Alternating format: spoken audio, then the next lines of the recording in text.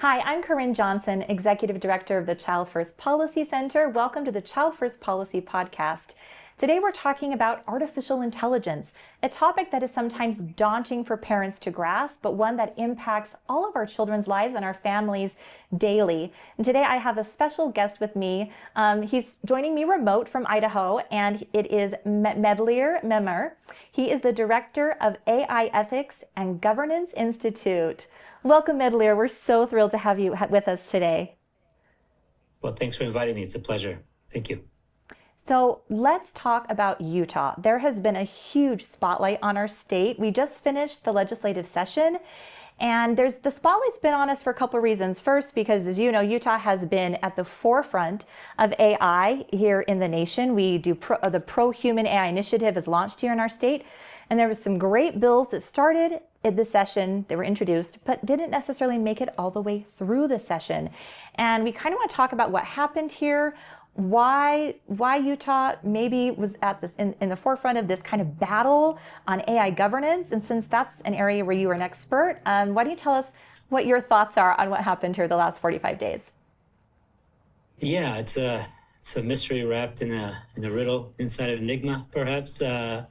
Well, I mean, I think we know some of the reasons. First of all, I think it's wonderful to see, I think, the state of Utah leading, I think, with a pro-innovation and pro-human agenda. And I think that's much, to the credit of the governor, as well as his office and legislators and others, people like you and others that have made this all possible. So that's the first thing out there. So I know that, especially in legislative sessions, we all want all of the bills to go through, but that's not realistic, is it?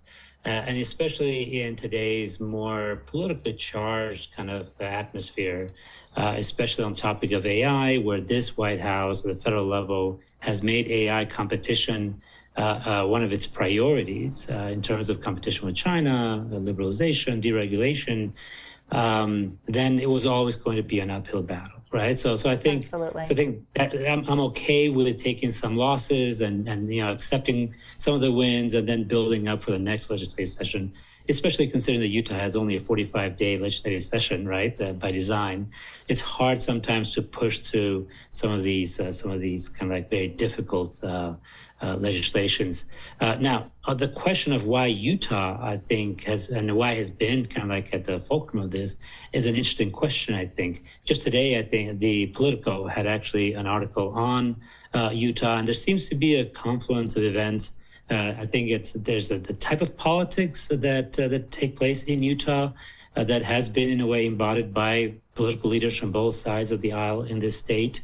The whole disagreeing better, right? Finding ways to be problem oriented instead of like just being political and polarizing about it. Mm-hmm.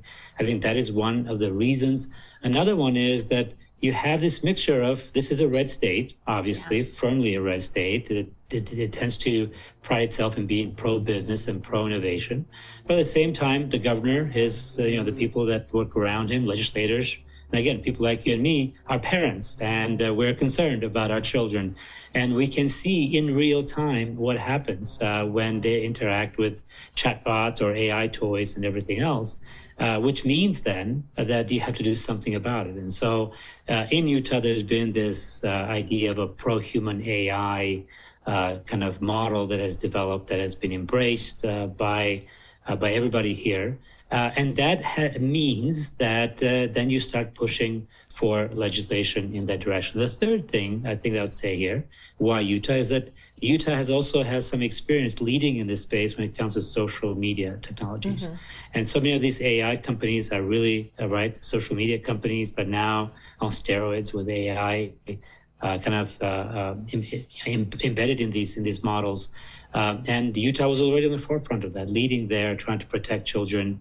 And of course, debates and talk about ed tech and the use of technology in education. That's also been one of the areas that Utah has also led. So all of these together, I think, make for an interesting kind of a perfect storm, for better or worse, in terms of why Utah and why now. And we're grateful to have that storm here in our state. As parents, we look at what's happened with our children with the implementation of social media, then education technology in our schools, and then this rapid integration of AI into everything that we see in our lives.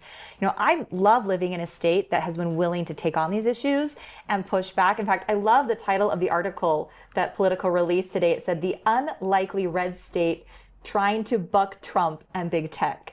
And that just says a lot in that state, that title right there. It is unusual to see a red state fighting back against Trump on an issue. I think in this situation, as parents, we really do feel strongly that we need to see some guardrails around AI. I know there was a study done here in preparation for these bills that came out, and Doug Fiafia was a bill sponsor. I'm not going to use bill numbers because they get so confusing. So we're going to nickname them the transparency bill and the chatbot bill, right? So we had the transparency bill and the chatbot bill. Both great pieces of legislation. Both of them, one didn't get a hearing, the other one died like the last day on the Senate floor. It was really heart-wrenching actually for us as parents. But both of these bills were very thoughtful. They were very light touch. We thought we were going to be able to get really good policy in the state. And yet we had the Trump administration come in. They pushed back really, really hard on us. But we didn't back down. So, Doug Fiafia kept fighting, and the Child First Policy Institute, we actually took David Sachs on head first. I don't know if you saw our little campaign we ran. Yeah. We launched a billboard campaign, David Sachs, stay away from our kids. What are you doing messing with Utah on this issue? And I think there were probably a lot of people who Googled David Sachs. So maybe tell us a little bit about what's happening from that Trump administration level. Like, why does Utah even have to do this? Like, why do we have to be this unlikely state that's going to push back? Yeah. Well, it's interesting. And I think, you summarized the nature of the developments and the problem, the question very well. Maybe a few things to first of all, Utah is one. Florida has also come under some kind of pressure. Okay. There's been a lot of state governors that red states and blue states, but in this particular case, let's talk about red states for a second, because they present a more interesting case in terms of pushback from the White House.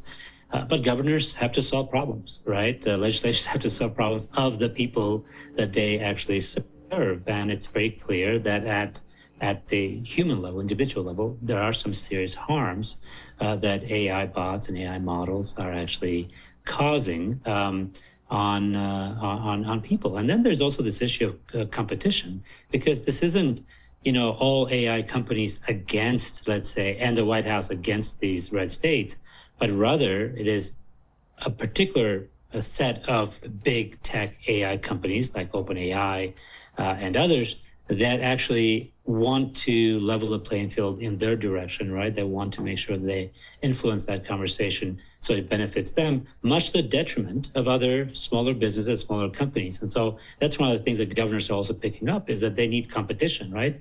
Across the whole business cycle. So I think that's an important element. The other thing that I want to specify is that this isn't the Trump White House or, let's say, the Republican Party against a red state.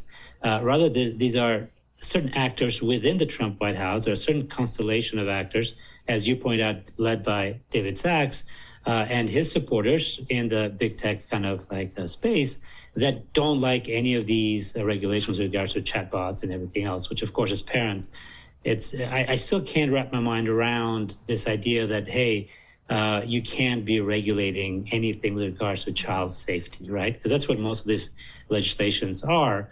And also where Utah has been leading is not in the development of these AI technologies, because we're not going to regulate that. That's for you to do, because that's the pro-innovation part.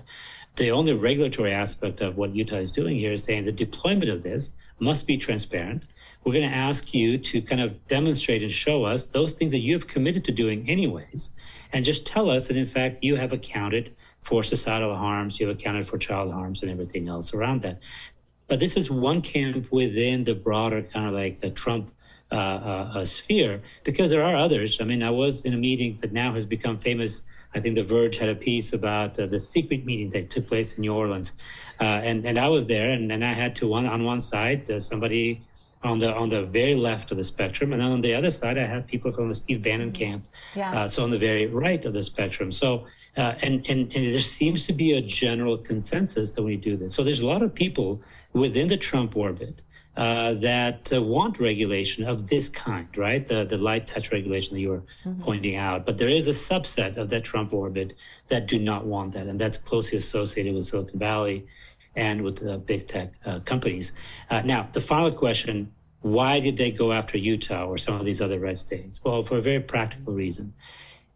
The current administration, again, led by the David Sachs kind of faction within the administration, do not want any level of like really meaningful kind of regulation on AI. There are several reasons for that. One is competition with China, right? They feel that for the United States to compete with China, you must not have your hands tied. So you've got to just go full throttle. And therefore, any kind of regulation would be problematic for U.S. competition in the world.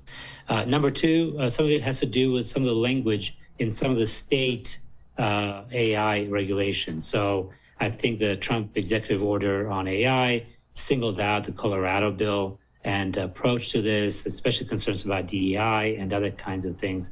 And so they're worried that some of the states will actually go ahead and just embed DEI types of value, so to speak, within AI algorithms, or at least will force these big tech companies to do so. And so those reasons, in a way, and there's others as well, kind of lead you in that direction.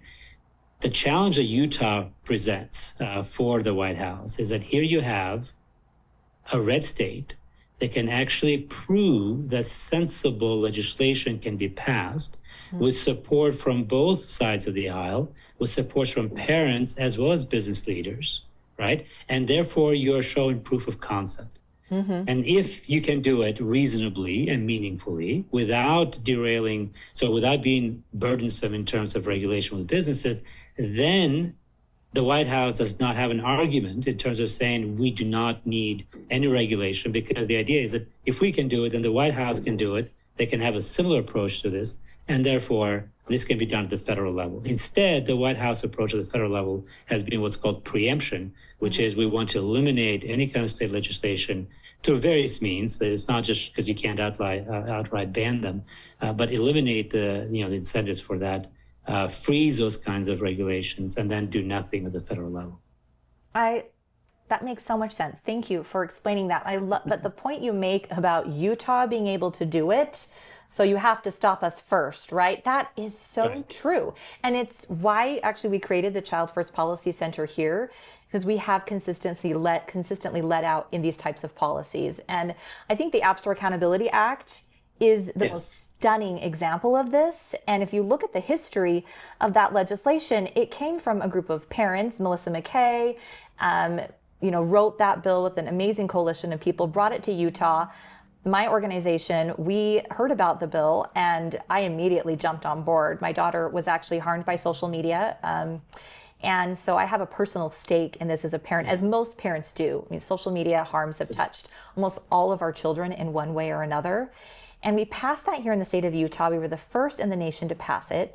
Now it's being run in 20 plus states. We created a bill that was so thoughtful and yet also perfectly constitutional. Like, it's incredible. And now, I mean, there's some challenges to it, but they're not going to hold up in court. And now it's actually moving at the federal level.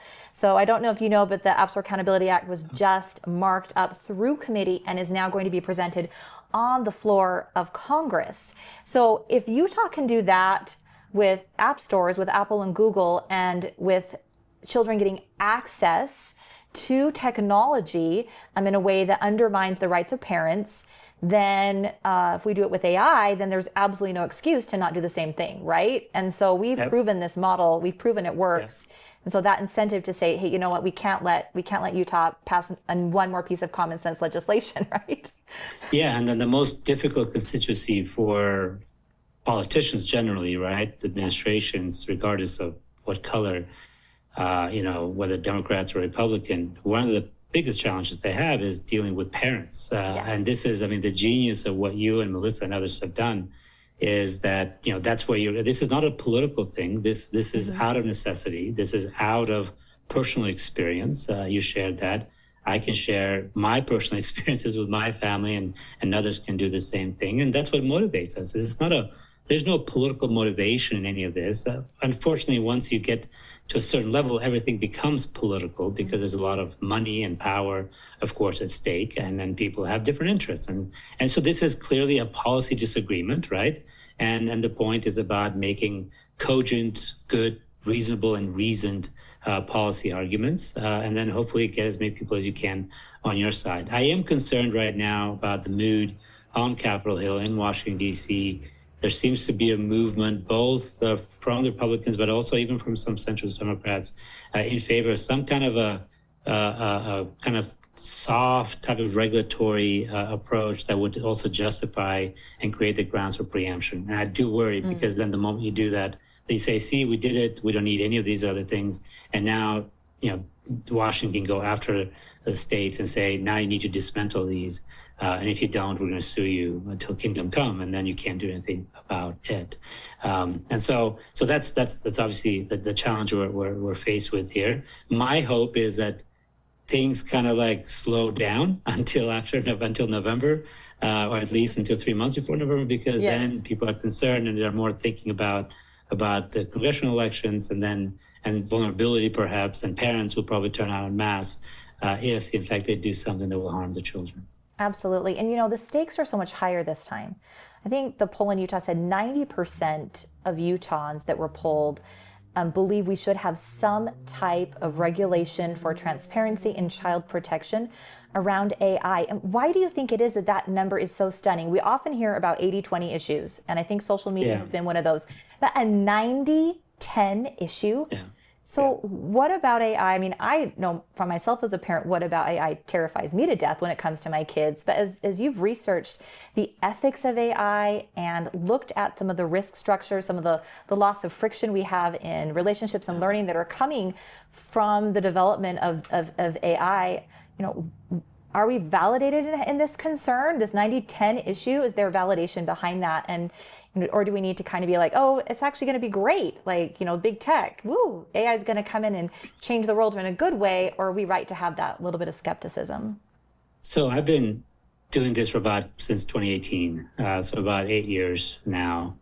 And my journey in terms of like the AI conversation starts on one end, which is almost very optimistic about what it can do for us, and what to a point where now I am optimistic, but I'm cautiously optimistic in the sense that I think that we need technology. Technology is part of our daily life, but we are not asking some of like the more important questions.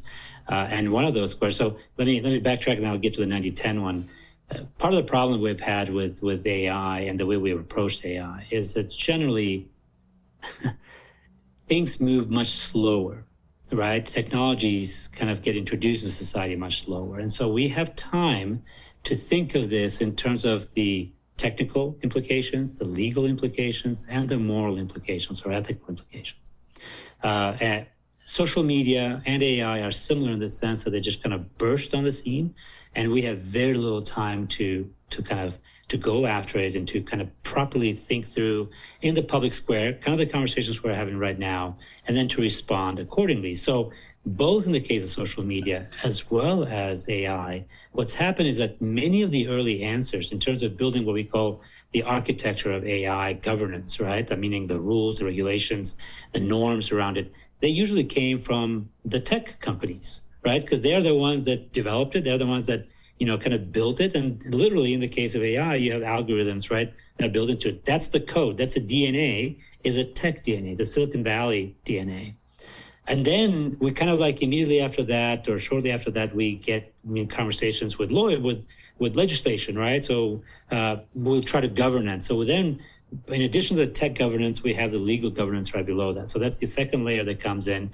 There's a lag between it. There's a cat and mouse game at all times, right? Technology always moves fast in regulation, but you try to regulate, and then there are those political kind of like fights that we're experiencing now and witnessing now. What lags even further behind is the moral, ethical conversation here. And both in the case of social media and AI, we are asking the question of, can I do this? Or what can I do? That's a technical question. Can I do this? And that is the legal question. But we haven't asked enough the question of, should I do this? Yes. Right? Just because you can, and just because you're allowed to, the Doesn't mean ethical, you should. moral question that makes us human in a way is like, should we go down this path? Or if we're going down this path, should I go to the left of that path or to the right of the path? Right, there's going to be forks at every turn. And so we have to make decisions and those turns. And unfortunately, without a moral compass, without a whatever ethical compass, whatever it is that is your inner compass, right? It's not a religious kind of sense, although for some people that is also the case. But whatever it is that your set of norms and values, right, and principles that you have as a human being, that has not been built into these AI models to date.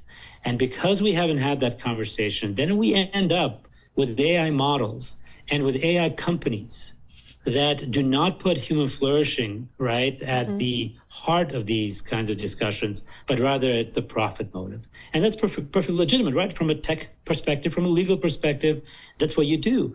But there is absolutely no moral foundation. There are no questions that are being asked in that direction. And so when you're asking, why are we going, why are we in this direction? Why are we having the kind of problems that we have? Is because we lack, in a way, the soul, for lack of a better word, of AI. There's nothing there. And what it does is that it produces a series of AI models that becomes destructive for society. Just think for a second, what does a society need? And we can think of this in terms of families or communities, right? What do individuals need to be successful in a community, right? That another community actually provides it. Well, you need, as you point out, some sense of friction, right? If everything is given to you in an easy way, then you don't really understand, the agency, right? The ability to make choices. That is kind of like, you don't develop that ability. If everything is just, there's no pushback. If whatever the community doesn't reflect anything to you, right, but only reflects yourself, then you get an echo chamber, right? And you start thinking that you're the best and the smartest and the brightest. If there is no joy and there's no suffering, right, no pain and suffering, then you're not developing the ability to empathize, right, and to identify with other groups. And the fourth thing that is so essential to communities is embodiment, right? Presence. Communities provide presence. So they provide a place of friction, a place of joy and sadness, a place of relational kind of like activities. And of course, it provides embodiment. AI does none of those things. In fact, the goal of AI technologies is to disembody your relationships, to eliminate friction, and not give anything of itself, but only just to kind of spout out AI slop. And so, no wonder then, this gets now long in a roundabout way to your initial question. Why is it that there's a 90-10 divide? Because just like in my case, the studies are very clear on this, surveys are very clear on this. The more people learn and become familiar with AI, the more concerned they become about its potential impact. We have known this for a long time. Yes. And so this 90-10 hasn't always been 90-10, but it's a reflection of where people are in terms of uses of AI. Everybody has had a chance to. And now there's been a lot of conversation and discussion. I don't buy it's the Terminator movies and all those things. I don't think it's the fear mongering. It's just that people's lived experiences and the lack of embodiment in those interactions that begins to make people nervous. And so that 90-10 divide, I think it's actually a very real divide. We see this across a variety of questions with regards to AI.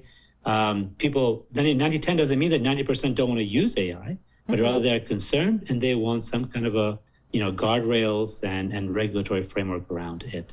Well, we absolutely see that from parents. I know I'm very cautious with AI for my own children.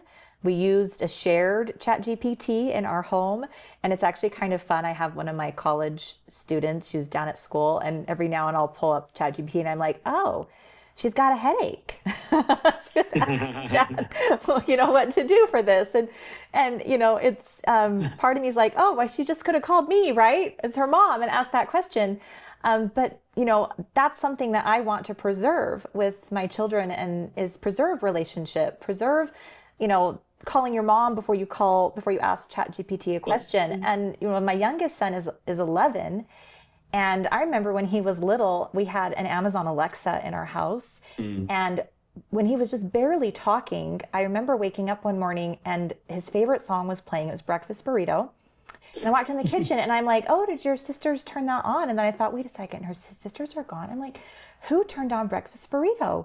And then my little guy who's just barely talking, breakfast burrito, Alexa, breakfast. And I'm like, he learned how to tell the Alexa to play his favorite song. And I immediately unplugged it, got rid of all the Alexas in my house. I mean, that is not the type of, parenting I wanted to engage in with my kids. And I thought that is a mild compared to what we are going to have, our children are going to experience when it comes to artificial intelligence. So, what are some of the things that, we can do as parents to help, while we wait for regulation, and we'll keep fighting for this for sure. And we hope a lot of parents will join us here at the Child First Policy Center as we continue to work on these issues. But what are some practical things that you feel we can do as parents in our homes? And then I think we should talk about education after that. But I'd like to just give parents some ideas of things that they can do. Yeah, I mean, first of all, I was just thinking about, you're talking about your daughter having a headache and asking ChatGPT, and I was thinking, as a human being, as a mother, I imagine the follow-up question would be, so how are you? Like, you have a headache, what's going on? Can I get you something? Right? And then maybe that becomes a catalyst for additional conversation, perhaps gets to the root cause of whatever she's experiencing that is actually causing that headache, right? Rather than just kind of understanding the symptom and perhaps here, take a pill, right? But instead of saying, hey, let's have a conversation. Maybe something happened in your life, or there's a chance for some kind. That's a challenge, right, with technology. Now, I want to acknowledge as well that not every parent has the luxury of time in a way, right? And so there's a lot of parents that perhaps need technology in their lives to be able to facilitate the child rearing. So there's that element of that. And that's why I think this pro-human AI approach is an important one, because it takes into consideration the needs across the spectrum, kind of like of parenthood, or just generally, there's people living in different circumstances. I can imagine AI being beneficial in terms of higher education in some areas that may be underserved, right? You don't have qualified, perhaps, teachers or others, and so you're able to perhaps use AI. I know that there is a lot of experimentation, although I have some serious reservations about AI and education generally, and hopefully we can talk about that. But in terms of parental stuff, well, maybe the first thing to point out is that what are the threats here, right? And we already talked about the disembodied aspect of this, the lack of friction, everything else. But here are the risks. I mean, this is important. Just two or three things just kind of keep in mind. First of all, these increasingly we're seeing the introduction of AI toys. So Alexa, in a way, is not a toy, right? This is for adults and others to use. But now you have literally toys that kids are playing with, and it already has it's like an AI bot built in.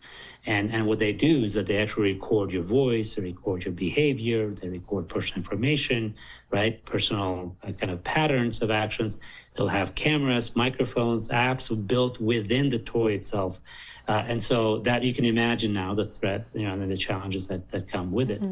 One of the problems with that is that a lot of studies have actually demonstrated that these AI toys then are collecting this information and they're sharing that information with the company and the company servers. And so, and even if the company itself is like, look, we're not doing anything with it, it's just there to provide a better toy experience.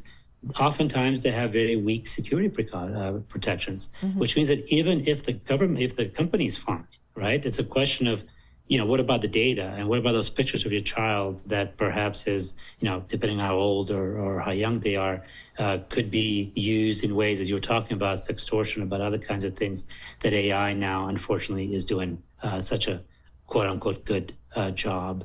And so there are a lot of vulnerabilities that allow hackers to access data or even control the toy and therefore manipulate, right, the kids. So that's one of the kind of like the big red flags. I think we need to be careful with AI toys as these are, because, just understand that AI companies, their bread and butter is data, right? They want a lot more data. And we know that if data is synthetic, then the training gets worse and worse. And so we need better data, right? Companies need better data. These AI companies do.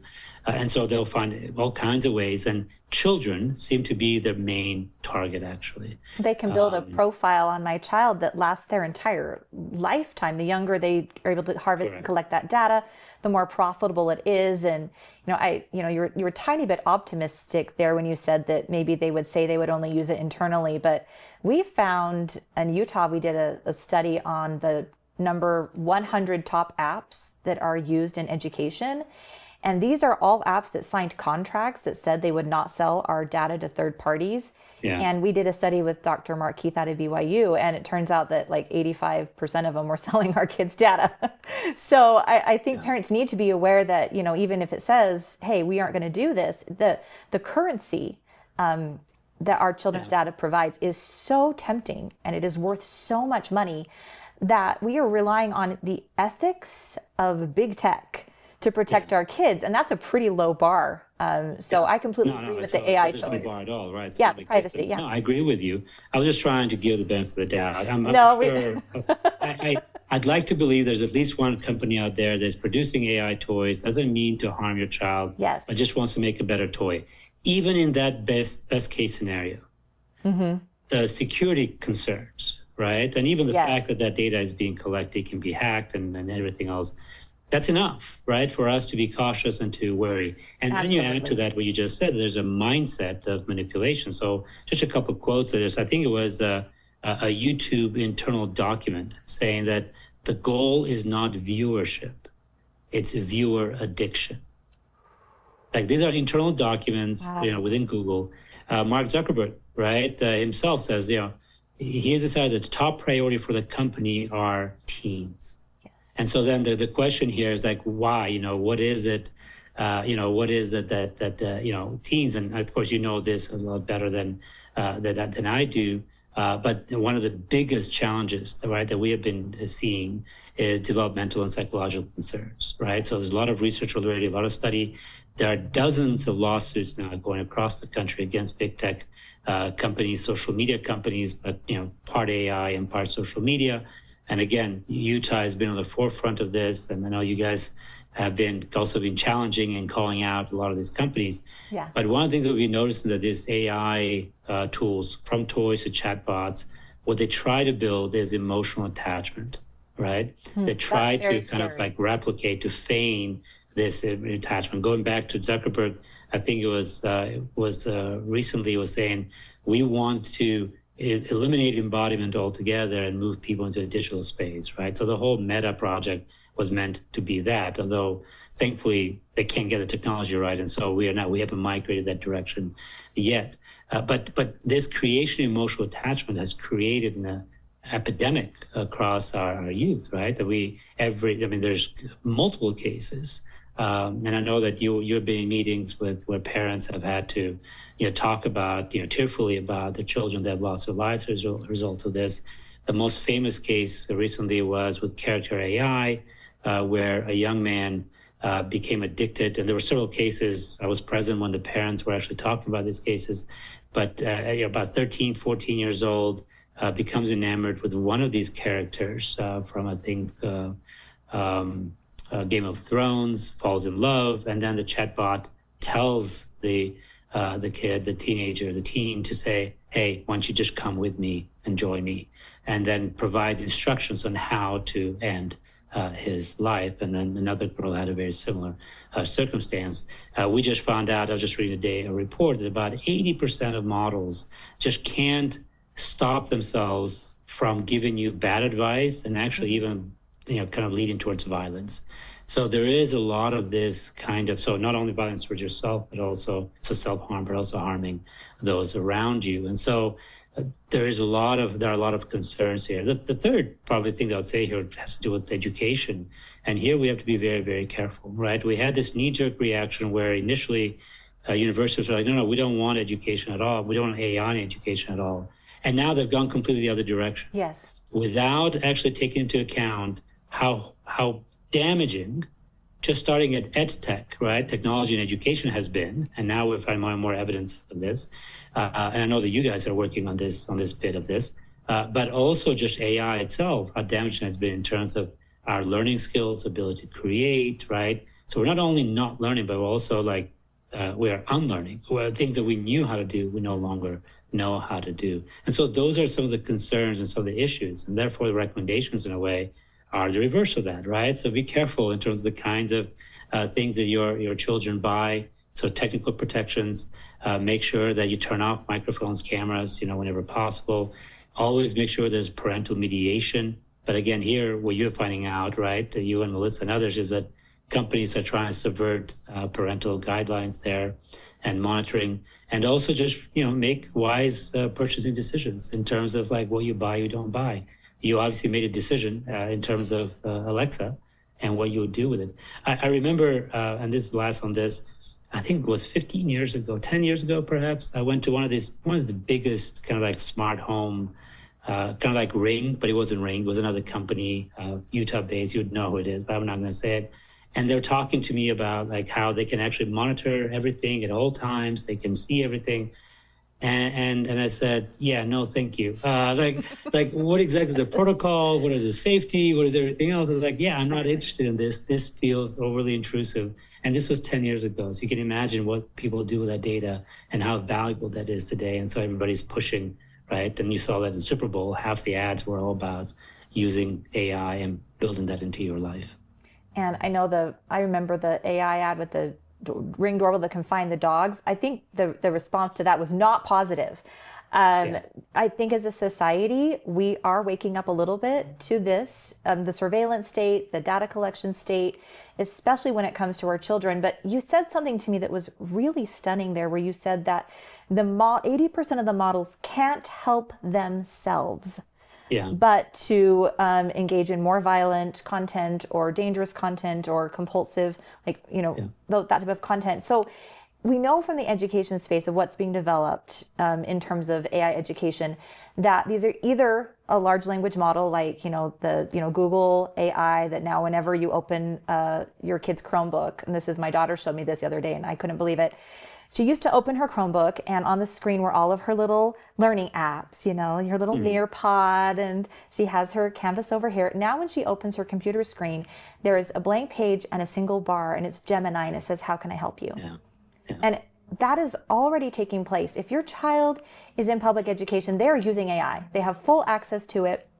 And then the other thing that is happening in education is, the Gemini or that built into Google or Microsoft or Apple or whatever device you're using. The second one is these wraparounds, right? So we have all these wraparounds that they're creating what they're calling education technology, AI education technology, but it's just taking a large language model and creating like a little wraparound for it. And then they're saying, well, because it's contained in this wraparound, it's safe. And I'd love to get your thoughts on that, because if these models can't help themselves, are these really safe for our kids? And should parents be concerned that their kids are using these in a school setting on pretty much a daily basis?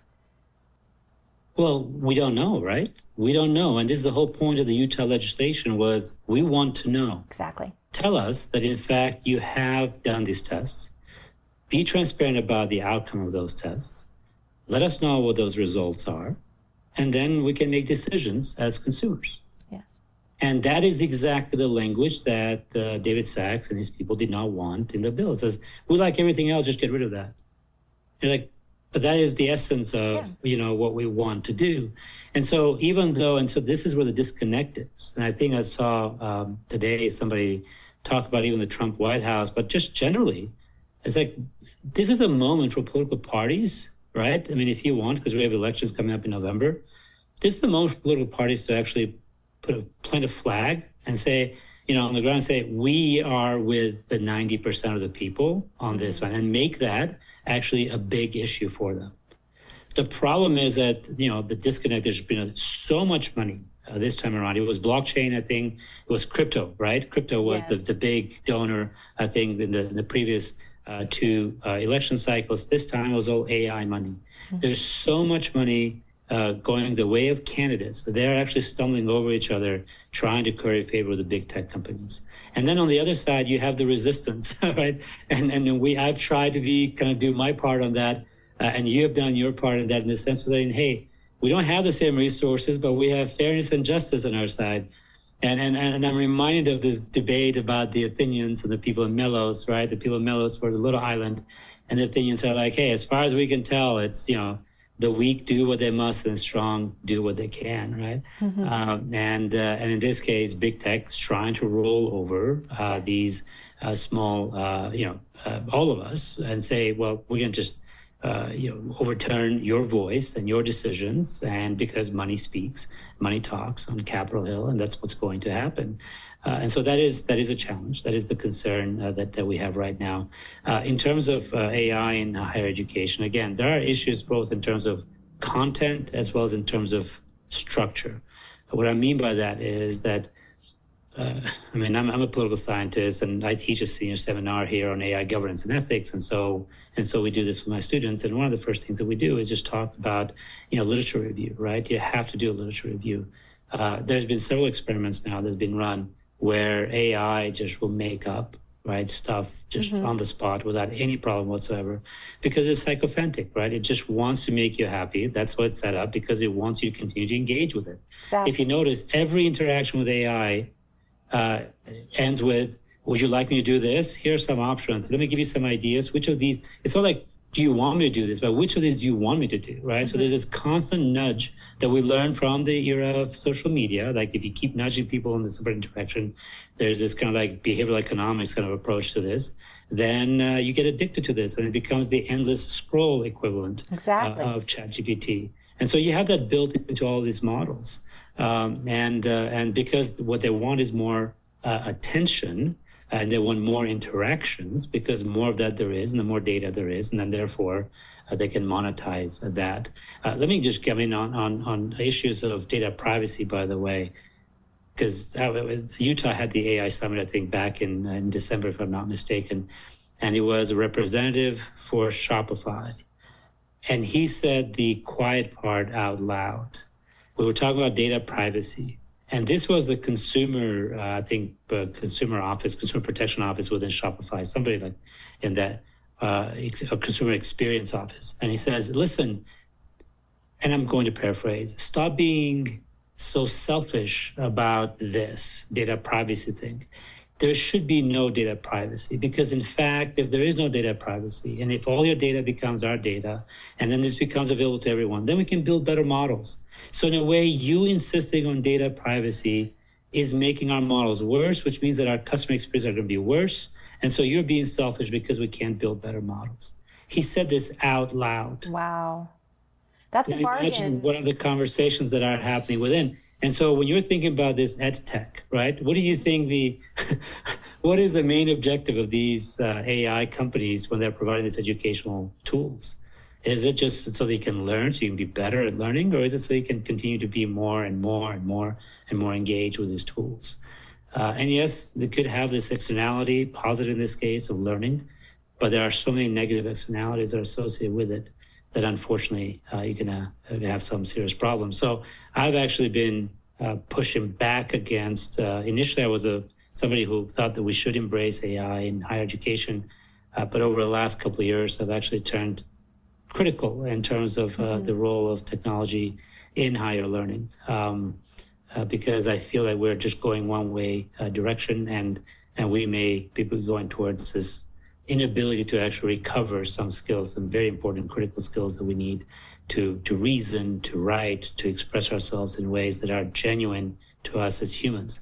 And so we're just doing all this in the service of AI and these AI companies and AI models. Well, that's the whole point of the child first, right? Is this idea where somebody has to step up and start saying, where is the child in this scenario? Are we considering the impacts that this technology has on that child's mental well-being, their physical well-being, their emotional well-being, their relationships? And we're so grateful that we have individuals like you in this space that are looking at the governance or looking at the ethics and the research and can partner with us in this journey we're going to go through to start shifting this to that should we question. And I think that's what parents need to be asking. Ask our administrators and our principals, ask ourselves, we can, but should we?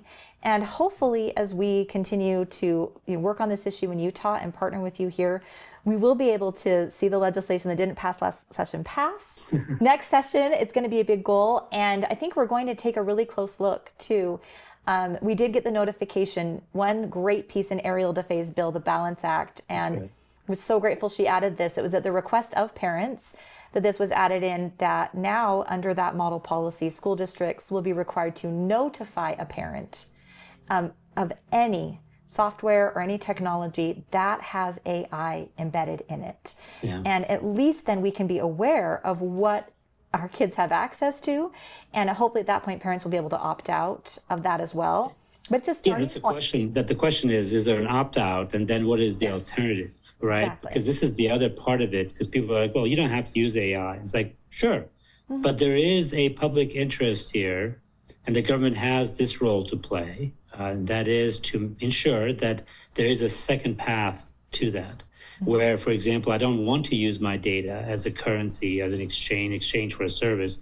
Maybe I use my time or I use my money, right? So I can purchase a service without my data going out there. We use this already, like in infrastructure. I mean, there's a toll road, but there's also a secondary road that you can take if you do not want to actually pay for a toll road. It'll be slower, probably more scenic. It'll be more enjoyable. It'll be more akin to a human experience than actually going through, these soulless type of like stretches of road where you bypass communities and towns and you miss on relationships. And I mean, that's a good analogy in terms of what AI kind of tries to do, is it just moves us onto this highway of faux intelligence, right? Where we think that we're getting smarter and we're actually more intelligent. We're not. We're just kind of doing just big data processing, but we're no wiser for it. We're not any more human because of it, right? And by not stopping and slowing down and taking those stops on Route 66, perhaps, or going to small towns and building communities, we're actually losing the very essence of what it is to be human, and struggling, going back to the school bit of this, if we just move just in the name of efficiency in higher education or K through 12, we go in this direction, and we don't create paths for students to slow down, to stop, to think, to build communities among themselves and with others, then we're going to miss out and we're going to lose the essence of what it means to be human. And therefore, we can't even talk about human flourishing because, right, if we don't know what it means to be human, then there can be no human flourishing. There's only technological flourishing. Now, I don't mean to be like a doomsday kind of thing, because I think there's a lot of positive, beautiful things that we can do out of this. And technology as a tool, AI as a tool, I think can be powerful and it can help us solve problems. But I'd like us to go back to like the very first days of, and this is like the fourth time around we're talking about AI. AI is a long history of winters and springs kind of thing. But remember the first, in 2022, when ChatGPT kind of like burst on the scene, what is everybody talking about? We're talking about innovations in healthcare. We're going to eradicate cancer, right? Yes. We're going to do these things that we just could never do. And what are we doing now? We are writing a better email, right? We're making Notify apps. we're creating a lot more of this. We're doing vibe coding, which I guess can be helpful in certain things to cut down. And by the way, the benefits are not necessarily accruing on the people that are using them. It's actually on companies, right? I had this conversation with somebody in the field of journalism for our podcast, Age of AI podcast. And he said now journalists are being asked to write 10 times as many articles in a day. And so if you ask a journalist, are you actually seeing the benefits of AI? Are you working fewer hours? Are you getting paid more? The answer is no. So then who is then accruing all these benefits? Well, I guess it's the company, right? And so we're not seeing this kind of, the benefits of AI quite at a societal scale. We're only seeing the damage to the environment when it comes to, impact on water resources, energy, and everything else, because this data center is so energy intensive. And so and then of course, interstate competition, right? Yes. Where the United States and China are going to compete. There's going to be an arms race over who is going to control the future of AI development. I think it's a lot to think about when we decide to engage with AI, in our families, with our children, with society, to really look at, like you said, are we getting the benefit? Are we willing to make that Faustian bargain with AI and reduce that friction and refriction in relationships? Or do we take the scenic route? And I really hope that that's one of the messages that our parents will take away today, is to think about the scenic route and to join us as we work and fight for that for future generations. So I want you to just tell people where they can watch your podcast, where they can learn more about your work, and join in the efforts that you're engaging in. Yeah, sure. So yes, I have a podcast as well. Been doing it since I think 21. It's called Age of AI. So yeah, you can find it on Spotify and all the other, iTunes, and it's on website. We've also launched two initiatives the last few months. One of them is the AI Ethics and Governance Institute. So this is a Utah-based policy think tank, but it's global. We have fellows across the world and various initiatives, but we have a working group that works on Utah issues to make sure that we can actually continue to make Utah kind of the leader in this space. And the other initiative is what we call organized intelligence, which actually tries to bring together faith-based communities and talk about the impact of AI on faith, but also what faith communities can and this moral architecture in a way, how they can impact this architecture of AI, broadly speaking. And so those are the three initiatives, and yeah, you can just look me up, Medlir Mema, and then you'll find all that information online. Fantastic. Well, thank you so much, Medlir, for joining us. And thank you for joining us on the Child First Policy podcast. And we'll see you next time.